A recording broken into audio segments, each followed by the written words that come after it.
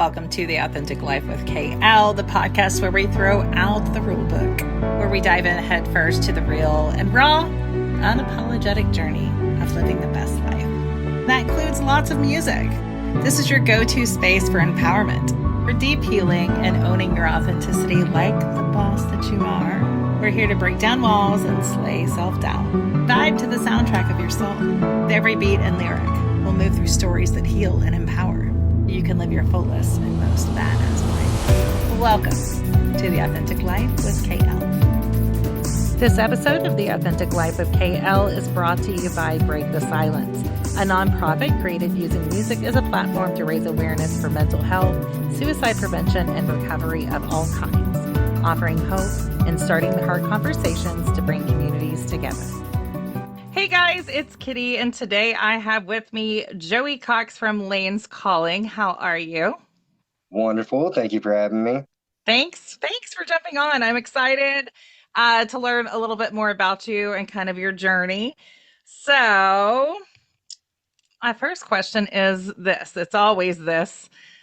The world is this gross place. At least I think it's gross a lot of the time. And there is a lot of lacking and a lot of heaviness in the world. What is something that inspires you?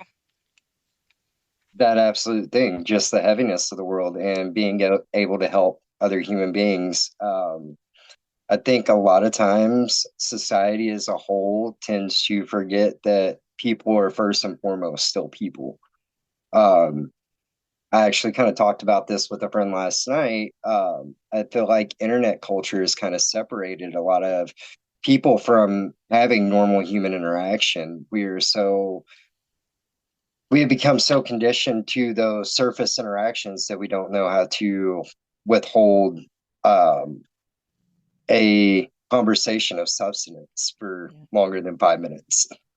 It's true. It's true. And it makes, I think that there's a lot of people that get uncomfortable in real conversations. And that, that's part of the reason why I have the podcast and things like that is just because I think people do lose sight of we're all human and we're always buried in our phones or in Oh, something to absolutely. distract us from like other people and just living life.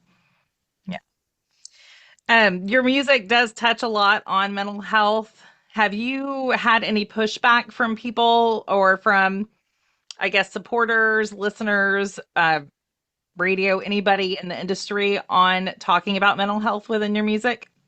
As far as talking about mental health, no. We had a lot of people who were less than excited to see how far we went with our message. Mhm. And I think a lot of that, hate to say it, comes down to the envy aspect of the music industry. Um, One thing I've noticed about the music industry, it is full of egos. So nobody wants to see you doing better than them. They all want to see you do good. They just don't want to see you doing better than them. So we kind of hit the alternative rock genre. I mean, there's multiple interviews just really quick. So I think there was a lot of people who kind of pushed back against that aspect. But as far as the mental health message, I've never seen any flack from that.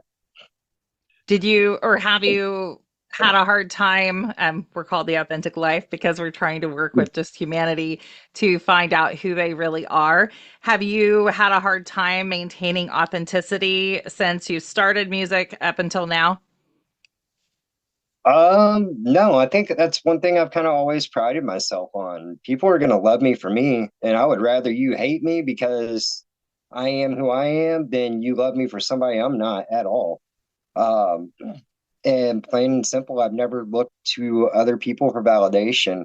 My main mission with music was it was a way for me to get the darkest um side of me and my darkest thoughts out in a healthy manner instead of my self-destructive behaviors and my manic behaviors. And I use that to the fullest extent. So my goal with music was always to hopefully if somebody resonates with the songs that we are making and we're putting out and it helps, then we've accomplished our mission. I love that. Do you tend to, when you write songs, especially when you're writing about the personal experiences or just struggles, do you tend to write and then like wipe your hands clean of it, or do you know what I mean? Like, is it I I'll write letters and burn them and it's gone. At least I try to work that way. You know what I'm saying? Is that something that Yeah, you I do? think in theory, I'd like to think that's how Yeah. my writing process goes. But I mean, I think reality of it is, and I think the reality of mental health in general is we're working at it daily, and Yeah. there is no end all be all for it. Everybody, and that's the biggest thing is everybody has their individual personality. It's what makes us unique. With that, everybody's mental health and the signs and symptoms of having a lacking mental health or a struggling mental health. I think a lot of people, you have to take it on an individual basis. I don't think there's an end all be all for that. So, yeah, I'd like to think that part of it is very therapeutic, but the other aspect of that are some of those issues that I talk about are things that we have to work at daily. Yeah, I think that I want to say that that's beautiful that it unites us all as humans, that that's what we do have to do. Because I think a lot of times people, and there might be small things that we can, or whatever, like write it and it go away. But I do think the internalization that we do with a lot of our grief and a lot of the struggles that we have, I think it takes more than just one time. I think it's just a consistent self reflection of a lot of those things because some of that stuff does hold on a lot. Um, why do you think music and mental health are so integrated? At least they are for you and myself. Why do you think that? Oh, I could go on for hours about this. I think artists in general, people who create, and I really do think the most beautiful art comes from people's trauma. As sad as that is, but I find there is beauty in death. There's beauty in life. You have this cool duality moment of light and dark consistently. So I think honestly, some of my favorite artists, they speak from places of trauma and real trauma. I think creates real art. Yeah, no, I think so too. I think we have those. We talk a lot about light switch moments in the group that I teach and just in the podcast and things like that. Like, usually you have these life altering moments to where you go from this was this way and then suddenly it's no longer this way ever again. You're a completely different person. And I think that the more that we acknowledge and the more that we talk about those things, it gives other people permission slips to share those stories because it is something that unites us. It's not always just fun things, but I do think there's beauty in that. I love that you said I'm a balanced person and light and dark. It's all. Oh, absolutely. You can't have one without the other, and that I see it in the tattoo industry all the time. Some of the greatest artists I meet, there's some really messed up individuals, and it doesn't mean I love them any less. I might hold them in a further distance, but Yeah. they create very beautiful art. And I think the same can be said for the music industry as well. Yeah, I think anybody who's creative, I think that that's just part of the gift that comes with the madness, perhaps. Absolutely. Right. And then I guess the other side is as if someone didn't experience these things that so many people have experienced, then no one would be able to look at them and say that they made it or feel some familiarity within in front of them with the art, I think. The beauty's in the struggle. Yeah. Yeah. I taught a class the other day and it said, what if joy is the compass, not the destination? And I like that because I was like, if you follow where there's that beauty, that's always within the struggle. It's not the destination because you don't know where that's going to be. Mm-mm. Has there been a time in your life where music has saved you as far as I use the quote, sometimes a lyric can be a lifeline? Have you had moments of that? Oh, every album I've written. So I'm a big proponent. I don't listen to my tracks before I go in the studio. I let my guys record what they have, and then I'll wait until I get in the studio, and whatever comes out while I'm in that vocal booth, that's what gets put on the album. I feel like that's the rawest side of me. It's you're getting what you get, and um, unfortunately, every time I've done that, or every time we've gone to record an album, I've been going we've gone through some massive shifts in our life. And I speak on all of them in every one of my songs. So, um, yeah. Yeah. Do you have songs from when you were younger, like certain artists that you would listen to as struggles that you would go through, say as a teenager or something like that? Do you have songs Oh, or absolutely. bands? Oh, absolutely. I mean, Lincoln Park's probably one of my top favorite Right. or top all time. So, absolutely. I love that. Once again, another place of struggle. Yeah, yeah, yeah. No, there's beauty within it for sure. I did read, I'm gonna kind of read a little bit here that I have. I read that you have used your own personal experiences for the lyrics of the song Not Well. Do you mind if we talk about that a little bit? Oh, absolutely. Okay. It says in here that the song was created to help bring attention to the many issues and bring attention of the veterans suffering from PTSD every day. And I have many friends, and so that very much struggle with this. And so when I heard your song, it impacted me just enough to be able to share with them. Can you talk a little bit about the significance for you? So I wrote that song from a very, very dark place, mentally. Uh, we, my wife and I, and my youngest daughter had just moved back from Florida. I mean, I wouldn't say we failed, just more so life happens, and you either continue to move with it or you don't. Yeah. But the fact of the matter is, life's going to continue to go on, and it's going to continue to push forward. And I think sometimes you get comfortable in the suffering of that. For me, Not Well was shortly after the end of my military career, which that's a whole another podcast in itself. Yeah. But I, I'd hit a very, very, very low point in my life. And for whatever reason, I've been sitting on a porch of someone that I never thought I'd be sitting with, and Not Well's lyrics came about. And funny story, I never imagined being the vocalist on the song. I'd played guitar for 15 years, so I'd written the guitar parts for the song already, and I just didn't trust anybody else to handle what I was trying to create. And I ended up, uh, after going maybe 2 years without having any kind of vocals for it, my wife finally talked me into going into the studio and recording what I had. And after much back and forth with her on that, I finally did, and Not Well came about. Yeah.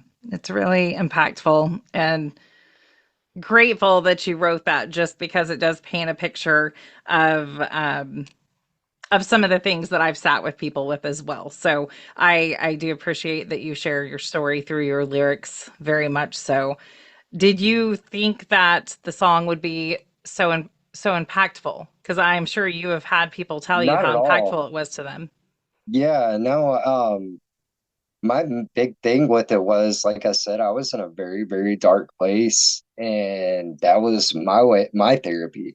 Uh, and uh, I my only hope with recording it and putting it out there to the world was maybe, hopefully, somebody else who felt like they were in those same places mentally.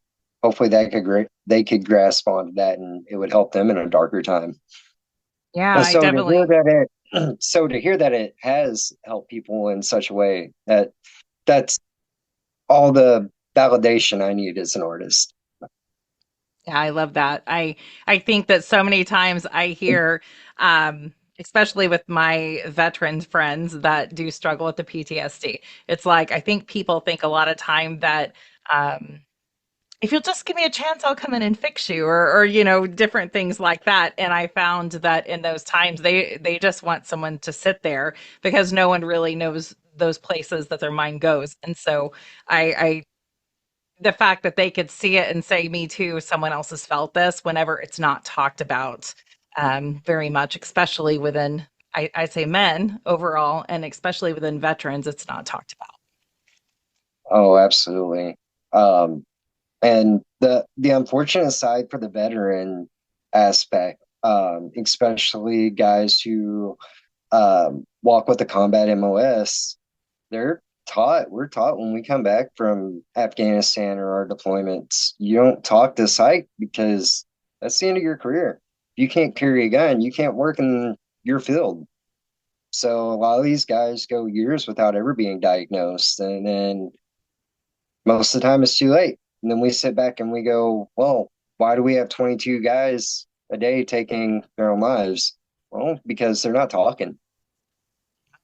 They're very much separated from um, I won't say humans, but I know everybody's thrown back into society and then no one really understands unless you do, right? And then everybody's separated. And so it's definitely not, and there's not that support. What do you think is lacking in a community and society where there's not that Well, empathy or the not understanding? What do you think it is that's lacking? I think a lot of the empathy and understanding goes back to just how disconnected from each other we've become as human beings. I mean, we have our phones for everything at this point. Oh, I don't like what you're talking about. Cool, I'm gonna scroll to the next TikTok story. And people apply that in every aspect of their life. Hey, if I don't like what you're talking about, I'll just walk away. Yeah. Uh, If they're even but listening, sometimes they're like, yeah, while you're trying to tell a story, and you're like, just never mind. yeah, no. You got the people who want to play the one up card, or oh, I went through this so much worse than you. And that used to bother me back in the day, not so much anymore, because now I'm just like, that's where you're at in your walk of life, and I hope it gets better for you. Um, I think there's a lot that we can do to improve the treatment side, mental health, that I think goes untalked about. I think a lot of people have come to this closed mindedness. There's a end all be all to fixing depression or any kind of mental illness for that matter. And there's not. What works for me may not work for you, and it may not work for somebody else down the street. You know, my big, my saving grace mentally was Jesus and finding God. And I don't expect everybody else to find that same peace that I did. I will say personally, for me, once I started following and believing, my life got tremendously easier, and I see it every day. But I don't expect that to be everybody else's saving grace. Sure. We all experience this thing we call life from different walks of it. You could have two people living on the same block, not living the same life. Yeah. And I think that's where we as society have kind of gotten formed this misconception. There is a one all be all. Oh, here, take a handful of these pills. That'll make it Yeah. work. Well, that's cool. But the problem with taking those pills, it prevents me from getting too high as well. Instead, I'm just stuck in this firm middle ground. Yeah. And there is no, okay, cool, I don't get excited at graduations like everybody else Well, does, or whatever just the case numbs may you. be. Yeah, it keeps you in that static place.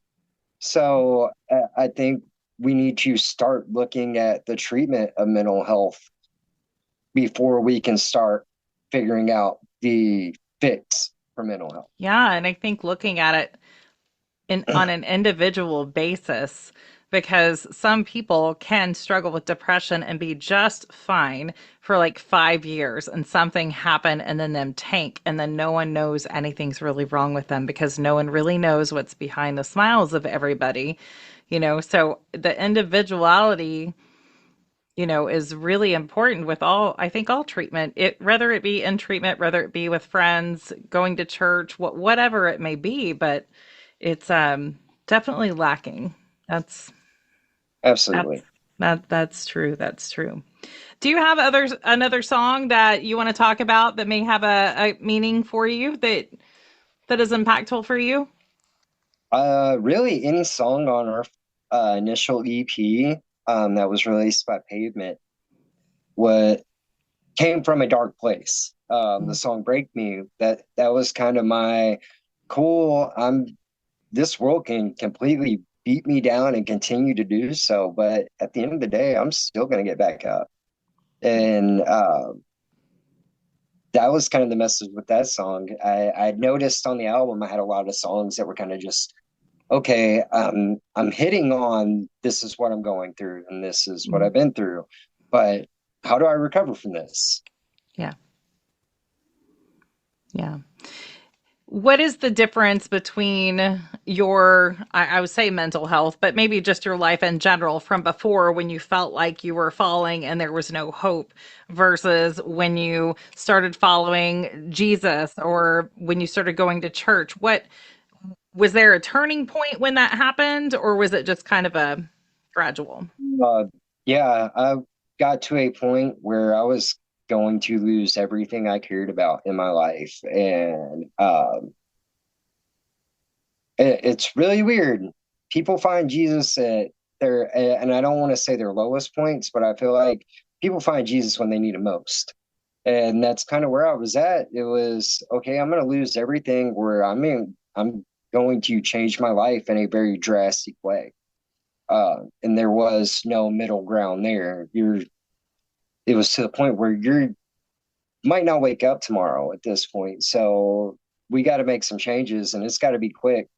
And fortunately for me, I won't say quick. It's still an everyday process and it's still a everyday treatment. But um, I noticed relatively quickly just by the changes in my attitude, my habits. Um, like I said, I don't expect everybody to find that healing from that. Um, Now, due to my faith, would I love to say, yeah, that's great. I hope everybody does, and I do. I hope everybody does. But first and foremost, I hope everybody finds the therapy and the, I guess, their fix for whatever it is they're going through. Yeah. Yeah. I happen to Uh, our group used to be called Blend Your Spirit because we're a whole bunch of different beliefs all blended together. But for me, ultimately, it all leads to the same path. I was raised Christian. And so for me, it's God, source, universe, light, light, light, go to the light. It's always trying to be that light in the dark place because I think that's where things are illuminated and that's where healing begins when there's that safe space for people. Absolutely. Yeah. What do you hope that people walk away from your music with? If there was a gift or something that they walked away with? Um, I guess at the end of the day, I hope that people can listen to our music and they can relate. And I think that's the same with almost any artist who is producing any kind of music at this point in day and age. I, my biggest takeaway is I hope if somebody is in a dark place themselves that they can turn on Layne's calling track and it can keep them from make ultimately uh, making decisions that they can't come back from. Or maybe it helps calm somebody down during a manic episode or whatever the case may be. I guess my biggest uh, I guess my biggest accomplishment, or I would feel most accomplished, just in knowing that it help somebody else, and that doesn't necessarily have to be help somebody off the edge. If it just helped you have a better day, then awesome. Yeah, helped you not feel alone finally. Absolutely. Because I know that there's struggle with that. Do you have anything coming up as far as with the band or with you? Uh, Personally, I stay working on music. That's if I'm not in the tattoo shop working and creating art there, then I'm in the studio working, creating music, or I'm in my bedroom writing and creating on my guitar. So I stay creating music. I can't speak for the rest of the guys right now. I know our lead guitar player, he just had a baby, so he's kind of doing the dad thing right now and enjoying that. So, Okay. could Layne's Calling have a reunion at some point? I'll never take that off the table. Yeah. As far as me solo wise, I'll always continue to bring music to people. Yeah, it's needed. It's needed for sure. Where can people find your music and all your good stuff? Anywhere you can find music, plain and simple. If it Perfect. exists on the internet, we're probably on it. You can find us on Facebook, Instagram, YouTube, Apple Music, all those cool streaming sites now. Um, Perfect. yeah. Perfect. Nope. I love that. I am sharing away some of those songs to my guys that I know. So I Oh, love thank you that. so much. Yeah, and thank you so much for um being this mirror for people who are going through similar things because you're a little bit further in the journey than some people. And I do think that It it took a helps. very, and I hope people understand this. It's not something where I don't wake up every day and I have to go, okay, this is what I need to do for my mental health so that I stay constant, so I stay heading in the right direction. And it is something that I work at every single day and devote myself to every day. A lot of it, and I think I don't want to summarize everybody, but I think a lot of for me personally, was easily getting stuck in the same routine. Yeah. Okay, now I'm in this depression cycle.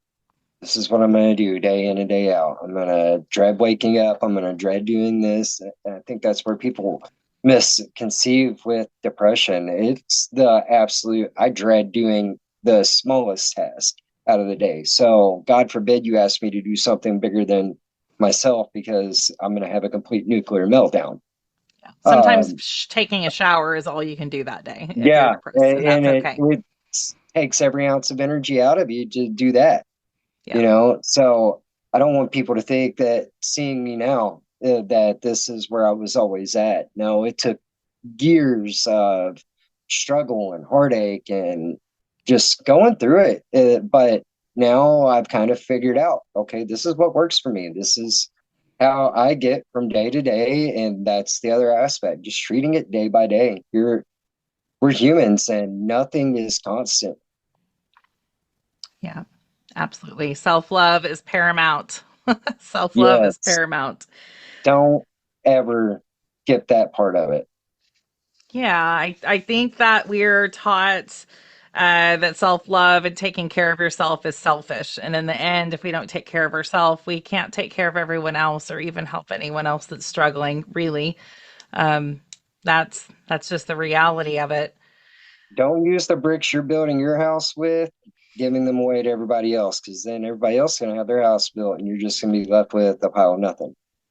That's great. That's a great thought. That it's not a great thought, but it's a great thought.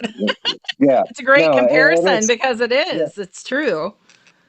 I think that happens with a lot of people who go through lows in their depression. Is we give so much of ourselves to everybody else, and we're just left empty and alone, and that's where the depression kicks in and takes over.